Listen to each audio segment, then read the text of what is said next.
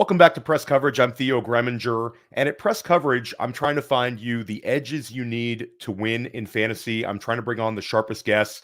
And today, with a little over 1 week left until the NFL draft, depending on when you're watching this video, I'm really excited because today I have Sigmund Bloom in the house. How cool is that? Sigmund Bloom, 1 week out from the NFL draft. I had Sigmund as one of my first guests ever on Press Coverage. He helped me get this thing sort of rolling last summer. And I've told Sigmund this before. You've been a sort of an influence on me in fantasy football in terms of my hosting style, your optimistic approach to fantasy football, and sort of your ability to get the most out of guests. A big hat tip to you. On the Couches continued to be one of the best podcasts out there. And you just dropped the Bloom 100, which is always sort of an appointment reading. Unlike we do rookie rankings articles. I certainly do them at Player Profiler. But one thing I think is very cool in the Bloom 100 is you mix in some IDP guys, Bloom. Yeah. You still got this IDP love. Always. I mean, I started the Bloom 100, which was the first. And thank you, Theo. It's good to be back with you. Always look forward to a chance to get to talk. I started the Bloom 100, but I think before I was even a writer at Football Guys. I don't know if this is the 19th or 20th time I did it, because I did it once just for the Football Guys message board. I think it's all foggy at this point. But I was in my favorite original fantasy league was run on Yahoo Groups text documents, and there were 20 teams, and you had a franchise that had a team in every sport, every one of the four major sports, and we competed against each other in every sport. And it was a salary cap league, full rosters. In baseball you could roster minor league guys and sign them to contracts. And I was trying to find rankings for that kind of rookie draft where IDPs are mixed in, deep lineups and so on, and they just weren't out there. So I think this is a lot harder now, 20 years later. That's one of those pieces of advice to anybody trying to break into the industry is like, what's not out there? What's something that you would want out there that's not out there? And it's totally inexact. And in some ways, I feel lucky that 20 years later, still very few people are doing rookie rankings for mixed IDP and offensive rookie drafts, because it doesn't make me have to sweat too much getting everything exactly right. And it continues to be a moving target. In IDP leagues now, all edge players are, and it's the way it should be. Gary Davenport, who works with Football Guys and some other great outlets, really push this forward so that all edge players, defensive ends, and 3-4 outside linebackers are together, and then all off-ball linebackers are together, which has greatly depleted the supply of off-ball linebackers in IDP league. So we're constantly changing with that moving target, but that's what it's stimulating, right? It's a fun puzzle. And you talk about enthusiasm and positivity, and fantasy football is supposed to be an area that we unburden ourselves. And it's relaxing, it's therapy, it should be enjoying, and it should be enjoyment to talk about it too. Yeah, and I think you sort of hit on a number of subjects. It's sort of like years back, best ball was something that was a little niche in fantasy football. Now every single person plays best ball, and then years and years ago, Dynasty was it was smaller, and now Dynasty. I mean, I've had Heath Cummings on multiple times. CBS is doing Dynasty constantly. ESPN's doing Dynasty. So it's become so big. So now we're trying to find these new little niche places to play. Guillotine leagues. I've heard you podcast with Paul Charchian many times. That's sort of becoming a little bit more common vernacular in fantasy. And now Empire leagues, a way to play Dynasty with even a little bit more potential payouts where you have to win 2 years in a row to get a big portion of the pot.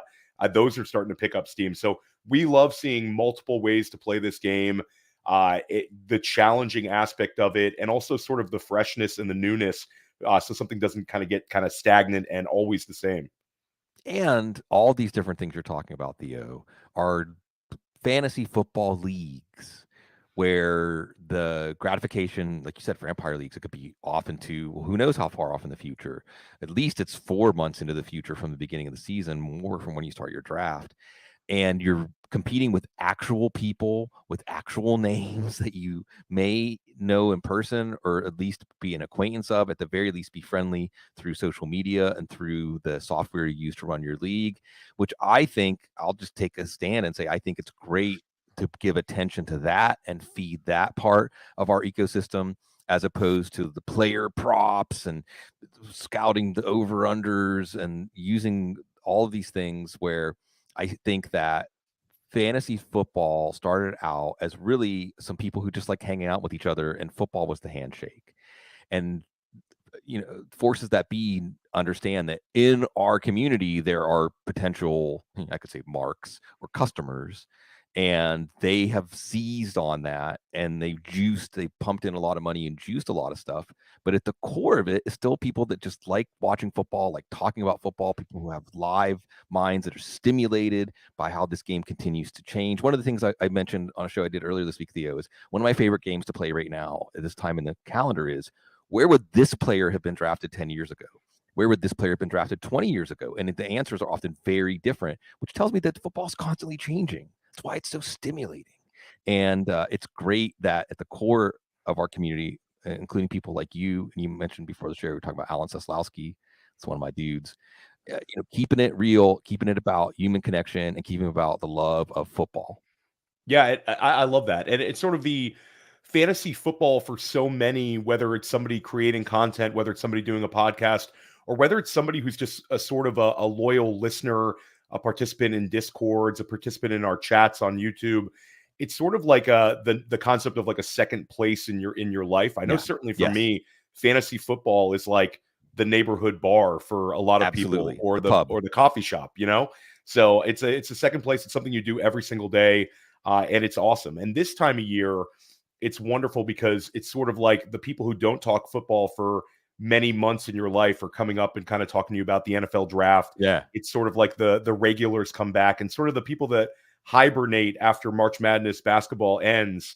They hibernate for a little bit. Now they're coming back because we're 1 week away from the NFL draft. But Sig, you put a great deal of work into these rookies in the Sigmund Bloom top 100.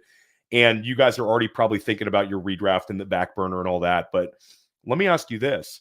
If you could know the final stats of any single player in 2024, who would it be?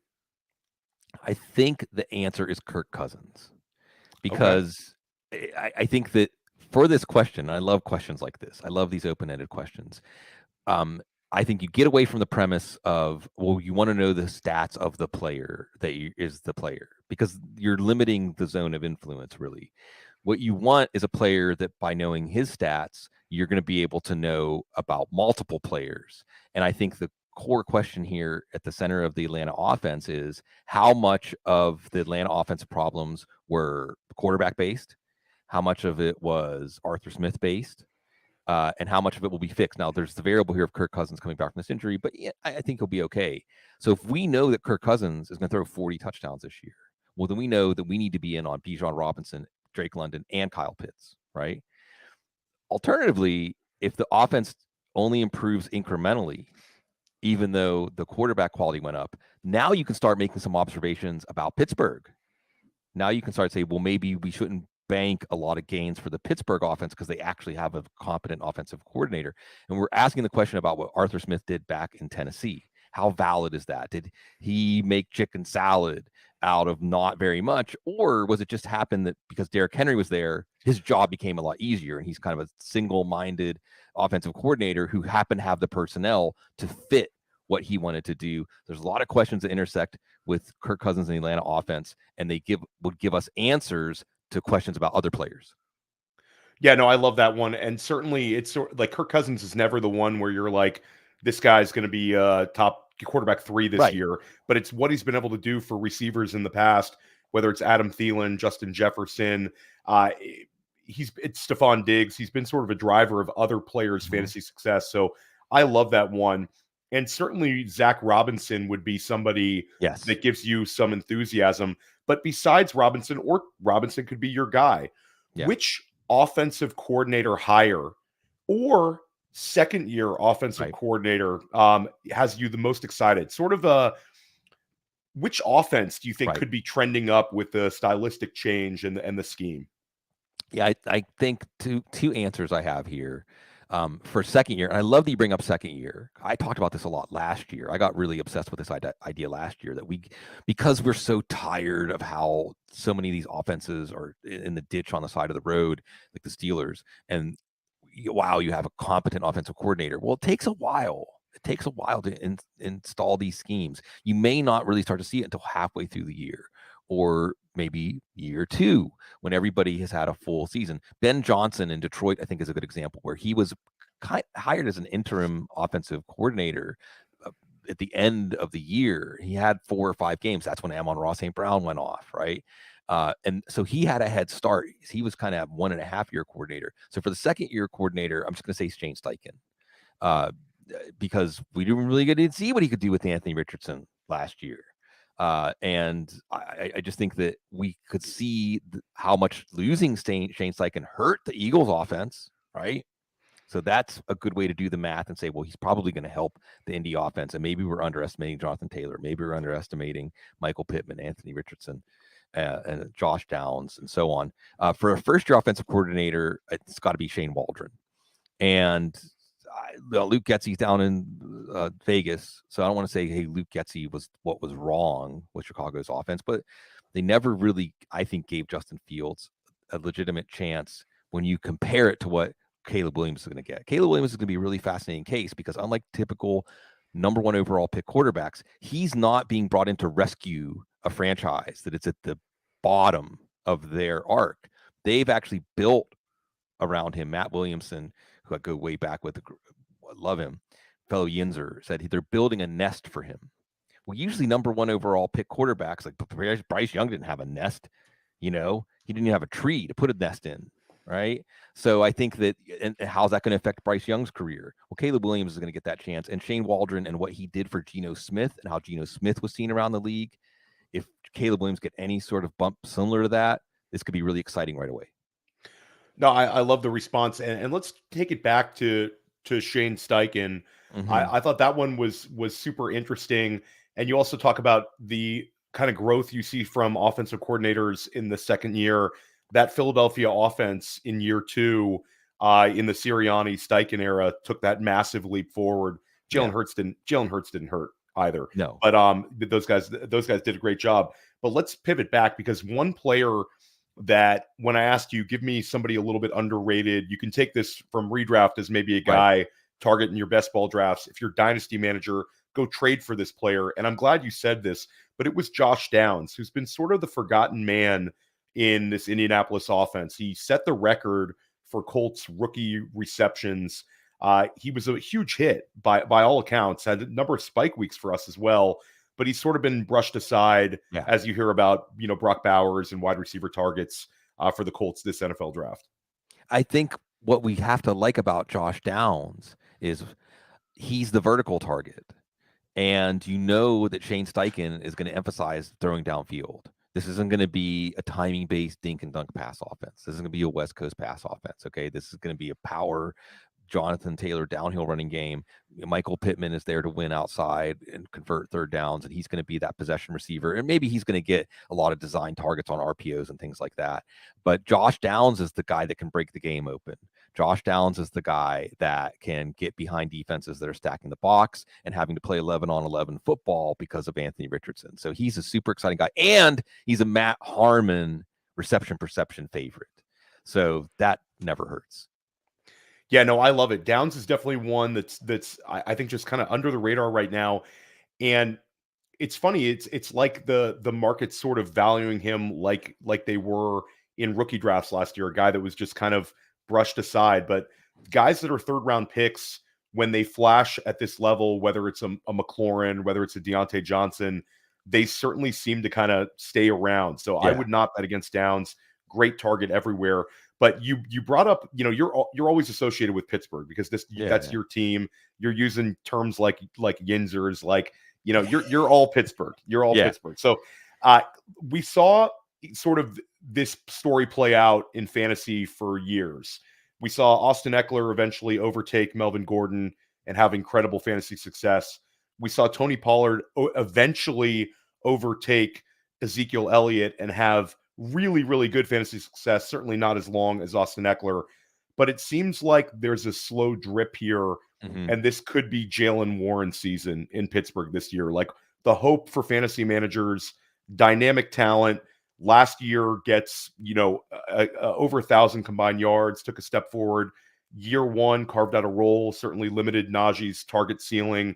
And now we have an offensive coordinator change. Arthur Smith's been a guy, you know, I'm one that's criticized him a lot for fantasy, what he did with Drake London and Kyle Pitts, but certainly has maximized running back production, whether it's Cordero Patterson, Derrick Henry, Bijan Robinson last year. They all do well. Jaylen Warren, Sig, how optimistic should we be about him?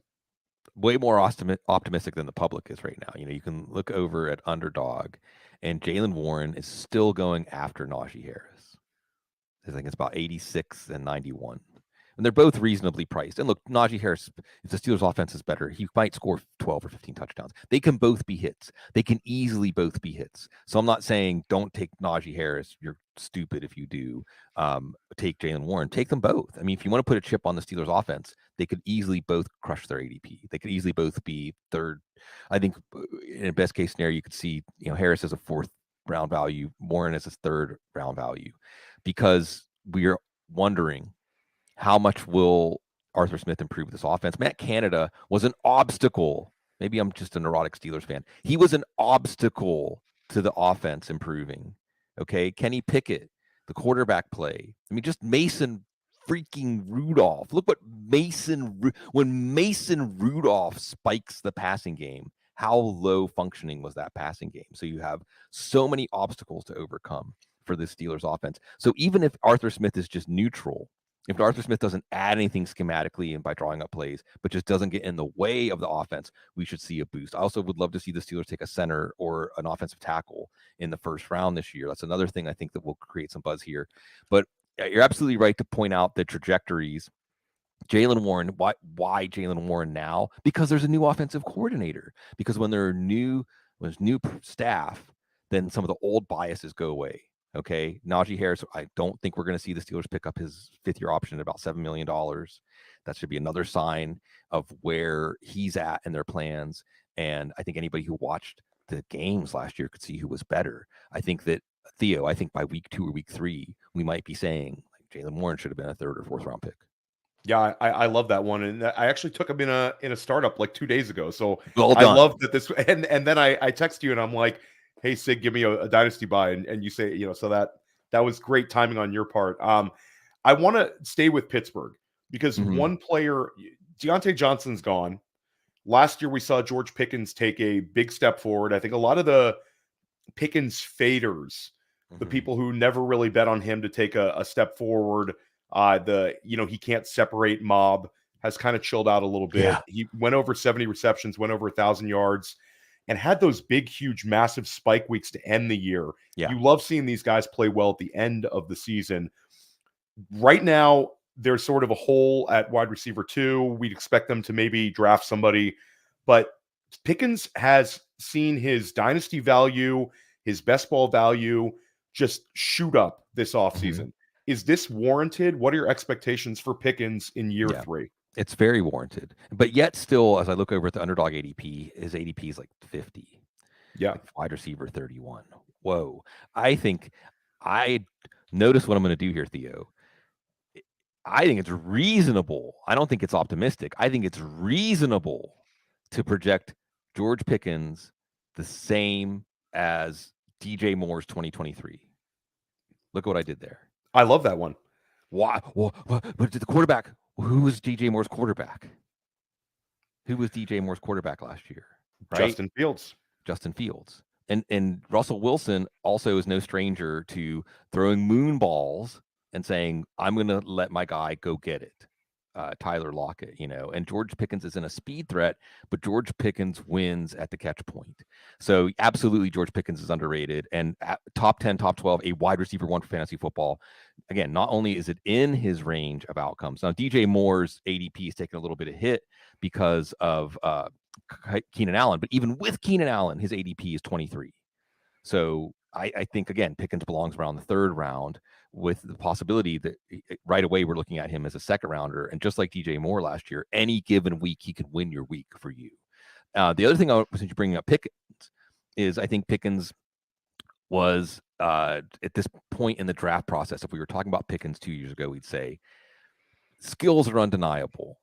Again, not necessarily separation or route running like he's an ice skater, but matrix at the catch point, and just an absolute natural, including at the outside, operating near the boundary against physical corners, all the stuff he's gonna have to see in the NFL.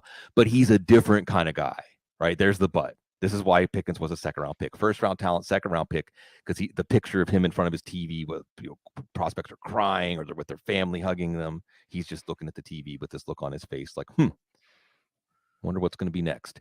So with that in mind, I think there are two prospects that would become much more intriguing in this year's class if they are a Pittsburgh Steeler at the end of the draft. A.D. Mitchell being one. We could get into some of the different stuff about A.D. Mitchell, and Jermaine Burton being the other. And I think that with Burton, it's that he got on the wrong side of the coaches at Georgia and Alabama. With Mitchell, it's like inconsistency. But everyone agrees that, Burton's tape is first-round tape. He's not going to be a first-round pick because of these questions.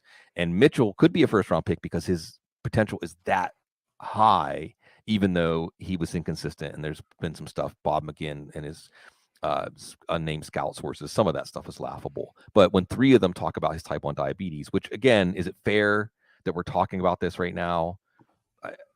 This stuff probably should remain private, but it's not now. But that actually gives you a path to getting the best out of Mitchell. So, if Burton or Mitchell landed with the Jets, the Panthers, right? I'm even starting to wonder about Washington, Theo, already. These organizations where the owners are stepping in way too much on the football side. I don't want to say they're bad organizations, but they're not organizations where guys flourish. They're not organizations where guys hit their best case scenario. We see now with Pickens, now there's Martavis Bryant, there's Antonio Brown, there's the Deontay Johnson relationship kind of soured, but they got the best football out of Deontay Johnson. They got the best football out of Martavis Bryant. Obviously, Antonio Brown's going to be a Hall of Famer. So the Steelers will get the best out of a player, even if eventually it goes south. So if it's Burton or Mitchell for the Steelers, pay attention. You weren't a big fan of Washington sort of having the Bachelor episode with all the candidates for quarterback. You get the clipboard, yeah. Yeah, that was really, really weird. I mean, you could do that with two guys, but it was weird to bring in that many. But super interesting. And the diabetes thing, people are so quick to forget. Mark Andrews, we had the same story with Mark Andrews, and it was sort of he became this huge success story, how he's able to manage his diabetes, next level athlete, and all that sort of thing. So they've done this a million times. And one thing I'll add in, you bring up Adonai Mitchell, Jermaine Burton would be cool to see Pittsburgh draft him in like the third round. Right. But Adonai Mitchell, Pittsburgh would have to use a first-round pick to get him. I think they'd have to use that valuable pick. What are your thoughts on that? You think that they would go in that direction? It's been a while since Pittsburgh took a first-round wide receiver. All their success stories were second-round picks, and certainly Antonio Brown they drafted on day 3. Your thoughts? Yeah, I mean, it would definitely not fit the MO of this organization for the last 10 or 15 years. I mean, you're going back to like Plaxico, and even with the littered with guys like Charles Johnson and Troy Edwards. But if they feel like they can help him solve this in the McGinn piece, a go long, Tyler Dunn does a great job over there he covers football in a way only he can. A truth teller said that Mitchell's going to need someone that for a couple of years like follows him around and helps him manage his type 1 diabetes. But the story the scouts tell is that when he's managing his diabetes, great player, practice player, what you want as far as a citizen of your team. When he's not managing his diabetes, not so much. And I think anybody who knows someone type 1 diabetes or someone has blood sugar issues, hypoglycemia, and things like that can attest to this. That it's sometimes not a question of are you a bad person, but how are these physical things that are feeding into your emotions, your psychological state, how are they being managed? If the Steelers feel like, hey, we can manage that. This is like Jaylen Smith when the Cowboys took Jaylen Smith in the second round because the team doctor was the surgeon who did his surgery, right? And they're like, okay, well, we feel like that we know. And the Steelers and their experience getting the best football out of these somewhat volatile personalities, I would say if they're going to do it, then they have a plan and they have a way to outflank. You put Mitchell and Pickens out there. You have two guys that scare the defense. Now, how do you defend that, knowing that you're also going to have a running game with Harris, and you're going to have a running game with Warren, and you're going to have, whether it's if it's Wilson, at least he can extend plays. If it's Fields, now you're playing 11 on 11 football. That's a lot of things slanted in the offensive direction. I love it. It's certainly exciting. We're going to dive into some of Sigmund's top rookies, and we're going to kind of question him a little bit on which players we should be targeting in our upcoming rookie drafts and which rookies are going to make the most impact in 2024 in just a moment.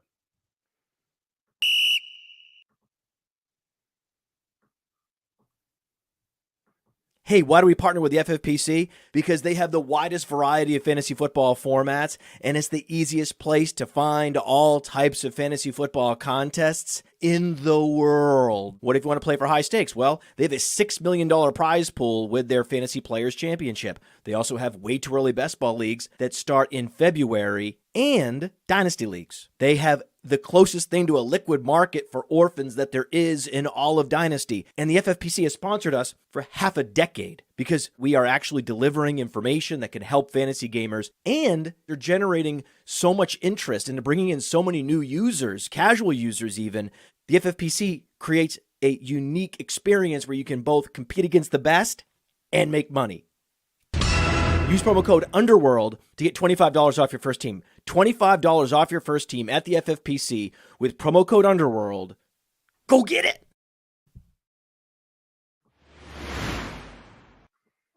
Welcome back to Press Coverage. Theo Gremminger with Sigmund Bloom. Sigmund, we got to dive into this rookie class. Yeah. We're 1 week out from the NFL draft. And one thing that I think is a little bit interesting is having a conversation about Caleb Williams and sort of his fantasy potential. Mm-hmm. You share the same optimism that I do. You have him highly ranked in single QB rankings, as do I. I think that people are underrating a little bit of just how special he could be as a fantasy producer. Yeah, I think that you have around him an offensive line that has finally gelled. You have a decent running game. You have a competent offensive coordinator in Shane Waldron. You have Keenan Allen, DJ Moore, Cole Kmet. I think they brought in Gerald Everett too. So you have all the pieces around him. And then you have in Caleb Williams, a guy that is definitely used to negotiating better outcomes against pressure. And look, every rookie quarterback's going to make mistakes. Look up how many interceptions Peyton Manning threw in his rookie year, okay, when his completion percentage was. Every rookie quarterback going to make mistakes. But unless your league is, -6 per fumble, yes, Caleb Williams is going to have to work on that. He's going to put up numbers. Remember, he gets to play Minnesota twice. He gets to play Detroit twice. Whoa. I mean, come on. Just those 4 games, if you do weekly projections, you're probably going to project him in your top 5 just for those 4 games. So Caleb Williams waiting at quarterback in a redraft league, getting him at the 10th, 11th, 12th, 13th quarterback. That sounds good. You can apply all this to Jayden Daniels too, but I think Caleb Williams has a better chance of not getting hurt and hitting that ceiling in year 1 because, again, unlike a typical number 1 quarterback, he has everything built around him already. Yeah, no, I love it. And I think Caleb is hands down QB1 for almost everyone out there. But I think there is a little bit of a discussion, and there's certainly discussion in Washington right now about who they are going to take at number 2. I think it's going to be Jayden Daniels. But for you, Sigmund, when you look at QB2 in this class, I thought you made a very interesting point on a recent podcast with Cecil Lammey, where you said Drake May sort of checks off a lot of the boxes that we've seen in past number 1 overall picks. And that sort of resonated with me. Yeah. But you still have him as QB 3 behind Jayden Daniels.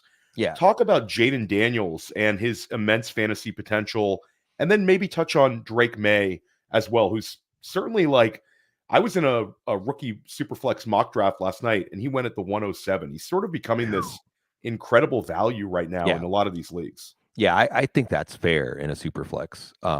That if he falls that far, I mean, it just sometimes it depends on needs.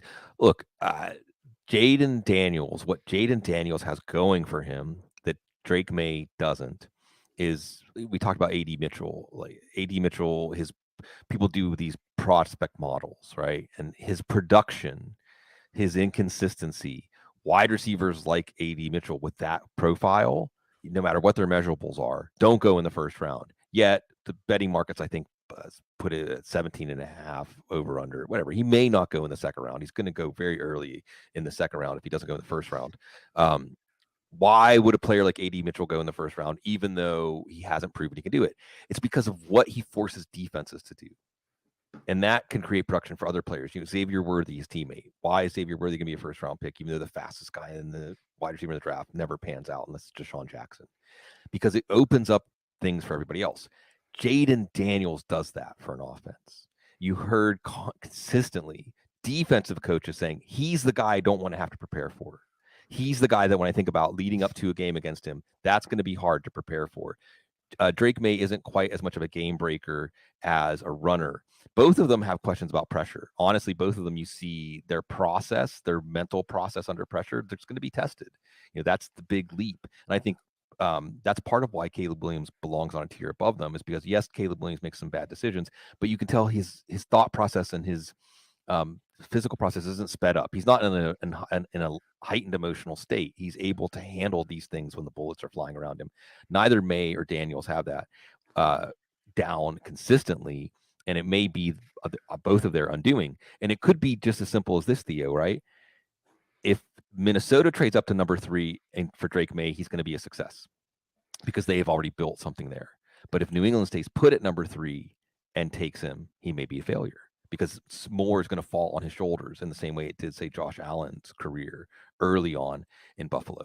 So I think that it's still, and then there's J.J. McCarthy, and it won't be shocking if any of those 4 guys are the best in this class when it shakes out. And in the case of I don't think Williams is going to bust, but I think May, Daniels, McCarthy, it's possible they may not make it to the end of their rookie contract as a starter, and that's just the nature of the NFL now. So let's stay on that one. New England, that's interesting because that's sort of been my bull case, is the New England landing spot could end up being a more fantasy-friendly landing spot than some people think, because if Drake May has ability as a runner, but it sort of takes 2 to tango, where you've got to have an offensive coordinator who's using him in that capacity to sort of elevate his fantasy floor. The chances of like a one-man gang type attack are there in New England with Van Pelt as the offensive coordinator, maybe more so than if he landed in Washington and it was a little more controlled environment, right? Or certainly Minnesota, where he's not going to be scrambling in Minnesota. He's going to be passing to the elite weapons behind center a lot in a shotgun. But you think that would actually be counterintuitive to have to put so much on his shoulders fantasy-wise for his sort of NFL success? Right. Well, can he handle it? Yeah. Can he handle it at this early juncture of his career? That's the question. And just really quick on Drake May or the Minnesota or J.J. McCarthy, like just look at the numbers that Joshua Dobbs and Nick Mullins are putting up in that offense. It's already built. It's already there. What's Alex Van Pelt building? I don't even know what coaching tree will we put him in, like the Kevin Stefanski coaching tree. I think that what makes sense is that the Patriots offense doesn't really have any advantages. And maybe Drake May in year 3, 4, 5 would be an advantage, but not Drake May, the rookie. So, I think another example here is like Quentin Johnston last year, right? Quentin Johnston was a bust last year because Matt Harmon did a great job breaking this down, because he was asked to do things that you could see on his college tape that he didn't know he couldn't do yet. He wasn't there yet. And because of the injury to Mike Williams, they had to ask him to do that. Well, they didn't have to. And then Joshua Palmer. So I think if you're asking Drake May to be like Andrew Luck, and the way I described it with Luck early in his career was they just dropped him in behind any enemy lines and said, shoot your way out. Drake May's not ready for that. You're going to break him. You're going to break him mentally if you do that. And that's why I think that while for fantasy, maybe in the short term, he could just compile stats because, well, he's going to be all they have in an offense that doesn't really have much ammunition. In the long term, I think it's going to imprint on him, and it's going to be a playing style that's just not going to last.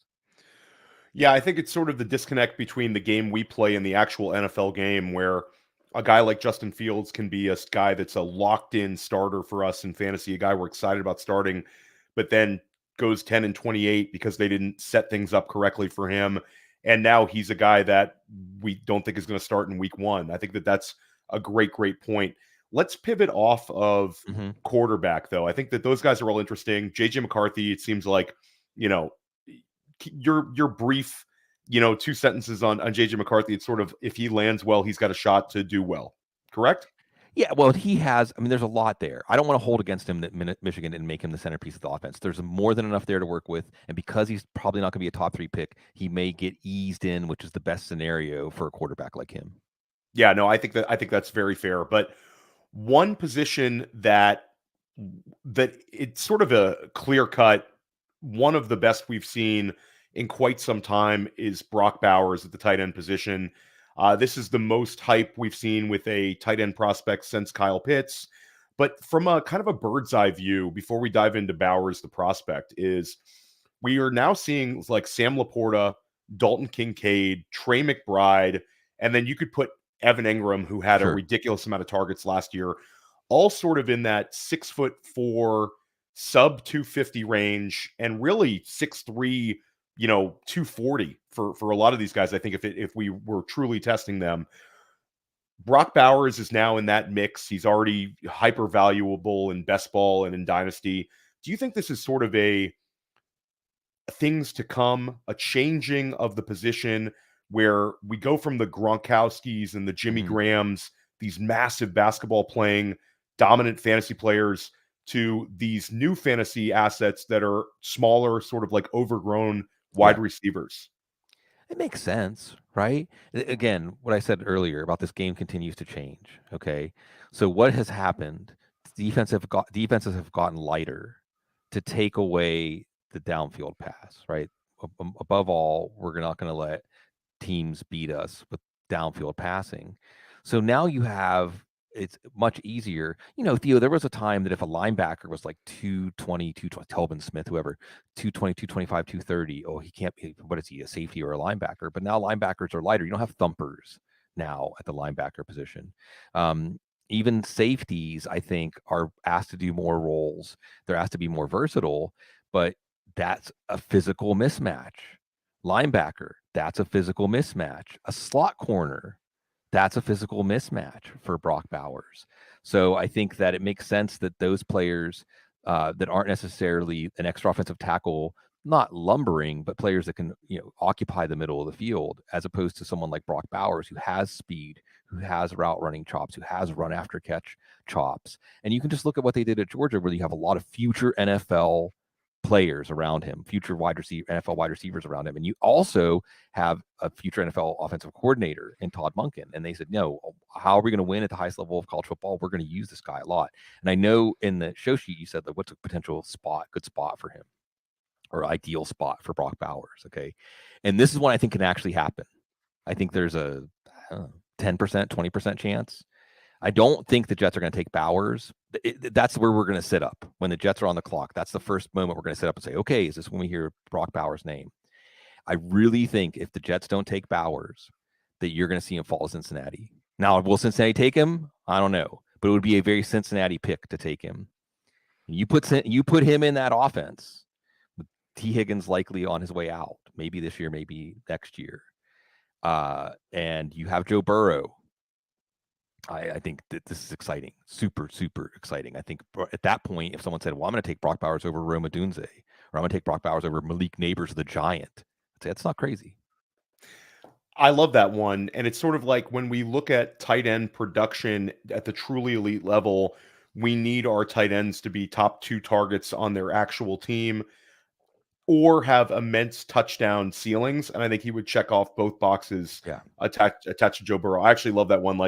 And also from a cynical perspective, you're going to have Cincinnati saying, I don't want to pay T. Higgins, and I'm already having to pay Jamar Chase and pay Joe Burrow, but tight ends, I don't have to pay him as much. So I could use him as a de facto outside wide receiver with his skill set without paying him that wide receiver bag. So I love that one. And one thing I thought was very interesting, you wrote this in the top 100, in your Bloom top 100. And I've also brought up this point that I think that the Dynasty marketplace was a little scorned by Kyle Pitts' struggles, that they're continually bringing him up as a reason not to use a high rookie pick on Brock Bowers. He's being punished for another player's unfortunate situations and productions. It's a very odd dynamic. Maybe touch on that. Yeah, well, and TJ Hawkinson in the class that had Noah Fant. Noah Fant, the class that had David Njoku and Evan Engram. There's somebody else I'm forgetting there. There were 3 in that class that were first-round picks. So it hasn't gone well. There's a sense you have to wait around for a long time, and then what do you even get at the end of when you wait around? Is it really that big of an advantage in your fantasy leagues? Now, it may well be that when we see Kyle Pitts with Kirk Cousins, everything's fine. And we say, well, it was really just the quarterback play. It was uncatchable balls. It was the Arthur Smith getting too cute because he was trying to mask the quarterback deficiencies by outwitting everybody instead of just being really straightforward. So yeah, I think absolutely if Brock Bowers, let me put it this way, if I'm in a 1 quarterback league and Brock Bowers falls past 5 or 6, I'm blowing up the phones. I'm trying to do what I can to get up and get him, because there's a scenario here with no alpha at the tight end position right now. There's a scenario here where very quickly he becomes the most valuable tight end, and he could be a Cooper Kupp kind of player where your pass offense is really focused on him as a player that makes things go. I compared him, and I got some, anytime you could do a player comparison, you always get a little pushback, but I said it's sort of like an overgrown Jordy Nelson with a little bit of Shannon Sharp mixed in him. He's a different kind of player. The backflip was very cool. So much like, cynical people saying anybody can do a backflip. I don't know. Brock Bowers looked pretty athletic. I think it's pretty cool to see our tight ends doing. Yeah. Big time. Let's pivot over the running back position. Not on the show sheet, but reacting to sort of today's news. Mm-hmm. We saw the Los Angeles Chargers sign another Raven, and this one's a little bit exciting because it's J.K. Dobbins, a player that we had so much optimism for in the past. Now, we don't know the contract. It's a 1-year deal, which could mean it's a Rashad Penny contract, or it could be something more. But this sort of pours a little bit of cold water, in my opinion, on the Chargers selecting a running back on day 2, which was one of the best landing spots. So I'll pose it to you like this. Everybody will tell you Dallas right now is the landing spot. You brought up Jonathon Brooks to Dallas, where that would, and I share your opinion on that. But besides Dallas, is there another landing spot that you think is great for one of these rookie running backs, or at least pretty good? This is tough. I mean, I think there are some underrated spots. I'll touch on a few underrated spots. I think that Houston is an underrated spot. I think the question there is, how quickly do you think the cliff is going to come up for Joe Mixon, even though the Texans don't believe it's coming up quickly?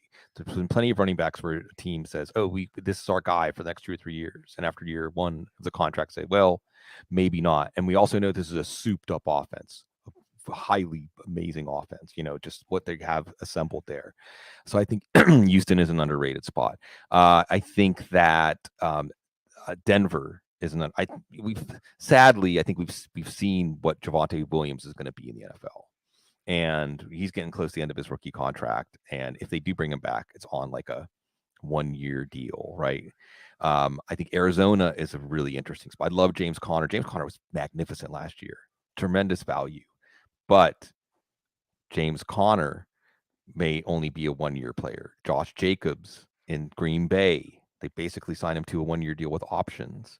So I think the key to finding the good spot, I know, again, Green Bay ascending offense, right? So you want an intersection of opportunity, maybe not right away. Let's not be too focused on the depth chart today. What's the depth chart going to look like a year from now? I think that's what you want to look for. Those are the boxes I'm looking to check. I think Houston, Green Bay, Arizona stand out. And just another 2 running backs that have kind of steamed up in best ball, dynasty, you name it, sort of because people are projecting them to survive the draft. Zamir White, Chuba Hubbard. Do you have optimism for those 2 guys heading into next year, or these guys that are getting a little bit steamed up too much because just their situation in the touches? Well, I think they're both still somewhat underrated. I mean, Zamir White still, I'm looking right now, 101st pick in underdog drafts right now, and Chuba Hubbard is 128th pick. So I was looking at this last year. I want to try to write it up, or looking back at last year. that in redraft leagues, and like you said, the extra permutation here is, will they survive the draft? Will their teams bring in another running back? I think in the case of the Panthers, boy, they just don't have a lot of draft capital. And then this is not the draft class to take a running back that is a foundational running back. So I think that the Panthers are just going to punt. I mean, they may take a third day running back, but not somebody who's going to really threaten Hubbard. Raiders are a little bit tougher, but I do think that Zamir White showed at the end of last year with Antonio Pierce as a head coach that he can do what Antonio Pierce wants, which is just body blow, just wear down the defense. And so both of those guys, I think when you look back at last year in your redraft league, classic zero running back, do the opposite, upside down drafting. If you just took the lowest rated running backs that were projected to lead their team in touches, that's it. That's the criteria. You crushed it. You absolutely crushed it. And I think that right now, those are two guys clearly in that group. And the thing about this year's running back class is, I mean, Theo, how many running backs in this class are even going to make an impact next year? 4, 5, 6? I mean, probably 3 or 4 of the ones we expect, and maybe 1 or 2 others, maybe either by opportunity or they're just surprisingly good, like Isaiah Pacheco came on in his rookie year. But I think we are overestimating the impact of rookie running backs in general. Well, one rookie running back who it's when you do your, I'm not giving away the whole rankings, but let's just say that there's a sizable gap between your RB1 and your RB2. You've got Jonathon Brooks even higher than we do. You've got him, let's call it the top 10 for single QB rankings. And then it's 12 spots until RB2, Trey Benson. Right. Talk about Jonathon Brooks and his sort of fantasy upside. How, and I'll say this, is he somewhat landing spot proof? Is he that talented a back? Yes. So you're going to get a discount because he's coming in off an ACL tear. So his draft capital is going to be depressed. He probably will be a second round pick, maybe not. Watch, Carolina is going to take. I think I saw a mock with Carolina taking him in the early third. Right there's your Chuba Hubbard. They had him in. They had him and Benson in for top 30 visits. So yeah, it makes sense. I mean, they should definitely be kicking the tires on these guys. They just have so many needs. But here's the thing about Brooks. Okay, the simplest case I can make is that he was most of Bijan Robinson last year before he got hurt. By whatever way you like to measure running back performance, he was in the same echelon as Bijan Robinson. Okay. So that should give you a pause right there. That in the same system, same program, Jonathon Brooks produced like Bijan Robinson. He's an excellent pass catcher, Brooks is. And the other thing about Brooks, he looks like an NFL running back. I mean, he approaches his job. When you watch his patience, his footwork, he knows when to be physical, right? He has a physical edge. You can tell that he's not a running back that has been able to excel in college because his physical tools are so overwhelming compared to his competition. He is a back. He moves smoothly with intention. He's got loose hips. He's always got a solid base. He's always running over his base. He has elusiveness. He has a physical edge when it's time to take on contact. He's not contact averse, but he's an efficient runner who wants to get north-south. And he does have a second gear in the open field. So he already looks to me like a veteran running back. And I think that he really stands out in this class because I don't think there's another running back in this class, Theo, that you could project as an every down starter other than Brooks. And Brooks isn't necessarily just an every down starter. He could be an excellent every down starter. Yeah, I think he's a cleaner prospect than Trey Benson. I love Trey Benson.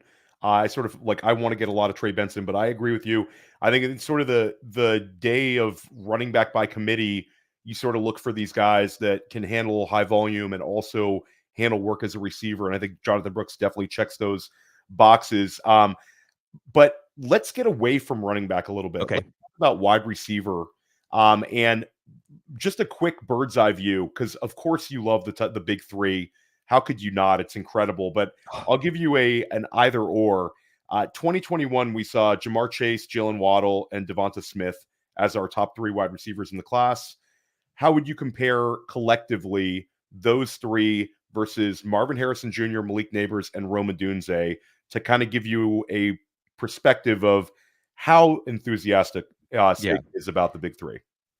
Ranking them at the time of the draft, we have to be honest, no cheating. At the time of the draft, I probably would have had Chase number 1, but then Harrison, Nabers, Odunze, 2, 3, 4, and then Waddle and Smith. And just a quick thing on Waddle. I don't know that we've really seen a stretch of football where he has stayed healthy and shown us what he could do. Now you might say, well, that means he's not going to stay healthy. It might mean the best is yet to come. But I do think that these are the 3 best prospects in this draft, period, regardless of position. And I think that whatever teams get them, I wouldn't be surprised if a Buffalo, a Jacksonville, a team well outside of the top 10 moves up to get one of these guys, because in most draft classes, they would be not just the number 1 wide receiver, but the number 1 offensive prospect when you don't include quarterback value, inflating the urgency for teams to go up the board and get them. Yeah, I think you kind of nailed that. Rome Odunze might be wide receiver 3 in this class for many, if not most, but he could be the 101 in a lot of single QB rookie league drafts in the past. Fantastic. Brian Thomas would have been the number 1 wide receiver in last year's draft. He's not in the top 3 this one. Let's stay with that one because, everybody loves the top 3. We could hear you talk about those guys for an hour, Sig, but I want to get you out soon. But I do want to touch on sort of that next tier. Is Brian Thomas Jr. the one that gets you the most excited when you look at the group of potential first-round NFL draft picks? That's Brian Thomas, Adonai Mitchell, Ladd McConkey, Xavier Worthy. I think all of those 4 guys could get drafted in the first round, but who has the biggest fantasy upside? Oh, that's Thomas. That's got to be Thomas, because you already have Thomas. I think it was Thor Nystrom, who does outstanding work over at Fantasy. Been over on Dynasty Life with me recently. A great episode. Check it out, guys. Oh, yeah. He's awesome. He was on the couch recently, too. You can check out both of those. Yeah. I love his enthusiasm, but I think he might have compared him to Christian Watson. I'm sorry, Thor, if it was somebody else who did.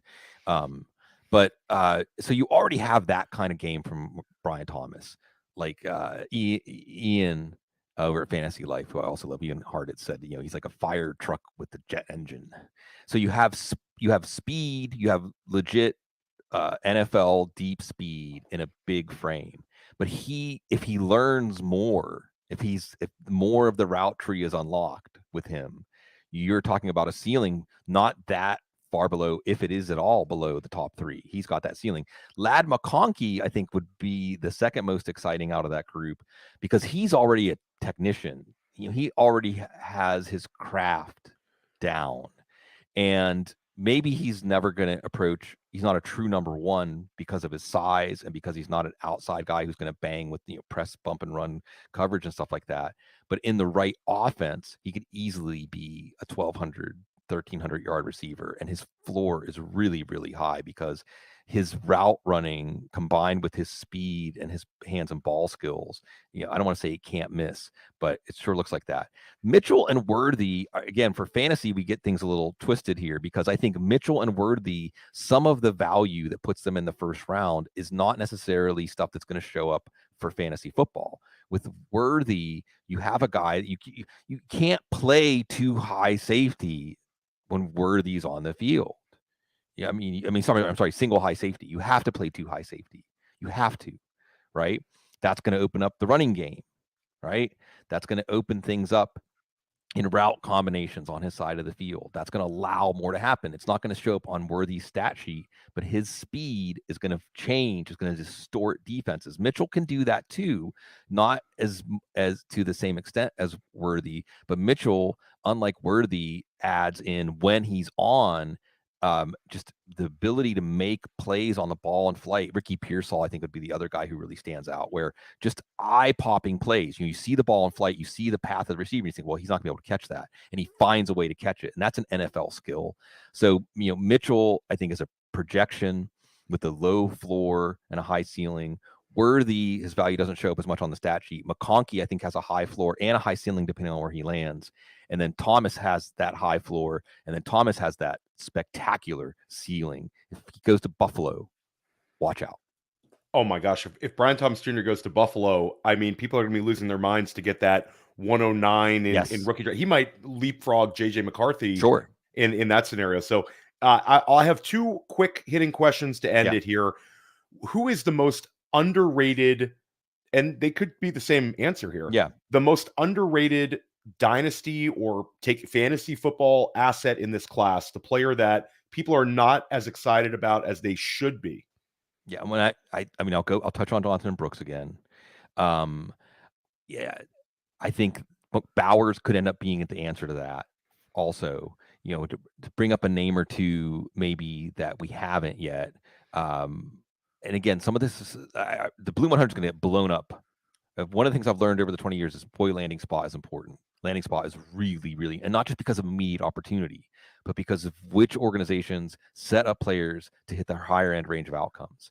I think of one really interesting guy, underrated, is Jaylen McMillan. And speaking of Thor, Nystrom, he brought up how McMillan was playing hurt last year. It maybe created this idea that Polk and McMillan, Jaylen Polk and McMillan, 3 Washington wide receivers in this class, that Polk is the better playmaker or the better prospect, where you have to go back. And McMillan is that classic Tyler Boyd crafty slot. And the Bengals are one of the teams that brought him in. So again, let's imagine him with Joe Burrow, especially if they trade T. Higgins to New England, or just projecting him down the line. It's not sexy, but that crafty slot receiver with a quarterback like Joe Burrow can put up some numbers. Your favorite sleeper running back? There's so many. There's a lot of answers. Say Tyrone Tracy for the people. You just had 4 on. Yeah, and Tyrone Tracy's pretty high in my rankings. I think he's like my running back 7 or 8. Kamani Vidal is another one that shows up on a lot of people's sheets. I'll say favorite, maybe not my favorite for drafting, maybe not my favorite for outcomes in terms of fantasy, but my favorite story. I just got to mention Ray Davis from Kentucky. He's the guy who both his parents were in prison when he was young. He was in foster care. He was living in a room at the hospital for a couple of months. Nothing he's going to see on the field is anything compared to what he's already overcome in his life for us to be talking about him as somebody at the top of his profession already. And I root for people like that in the NFL. We love seeing those sort of players that are able to overcome adversity and reach their dream to reach the NFL. I think it's one of the great things about the NFL draft is when you get to learn these players' journeys. Sig, this was an awesome time today. Let everybody know where they can find your work. Yeah. I mean, you're living under a rock if you can't find Sig at this point. But where can everybody find your work? And do you have anything coming out podcast-wise before the NFL draft? Yeah. I'll be doing one more couch session. That one with Thor will be out there Monday. I'm recording with Dane Brugler, which is like nice. Oh man, Dane, that's very cool. He's very cool. I remember bumping into Dane out on the draft scene when he was like 19 under Gil Brandt's wing. And what he does is spectacular. The beast is just, and he highlights a lot of those stories. He by far is the best at uncovering those stories and giving you that story about the players. And then we'll be doing our live stream during the draft first round. Matt Walden will be joining me. A lot of other guests. We have a lot of fun.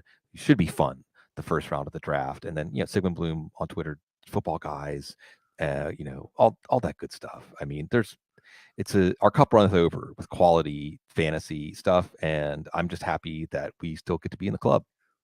Yeah, this was awesome today. Thanks again, Sig. Stick with us here at Player Profiler. Dynasty Life with Scott Barrett, Dynasty Life with Ryan McDowell should already be here depending on when this episode drops. And we're going to try to sneak in one more episode of press coverage, one more episode of Dynasty Life before the NFL draft. We will see you soon.